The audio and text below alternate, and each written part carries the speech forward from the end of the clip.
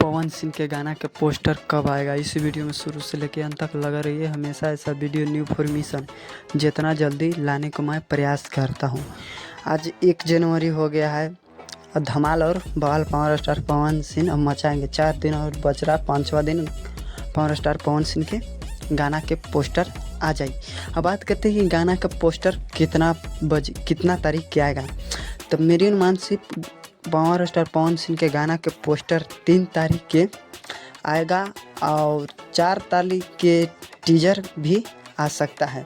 4 तारीख के टीजर किसी टाइम में आ जाएगा। अब बात करें कि गाना कब आएगा, तो गाना 5 तारीख के सुबह 7 बजे मेरे अनुमान से आ जाएगा और धमाल और बवाल मचाएगा। जन्मदिन पर जब इतना लेट हो रहा था, जन्मदिन के अवसर पर पावर स्टार पवन सिंह गाना अच्छा ही सेलेक्ट किए होंगे। धमाल और बवाल भोजपुरी इंडस्ट्री में मचाएगा 5 जनवरी को।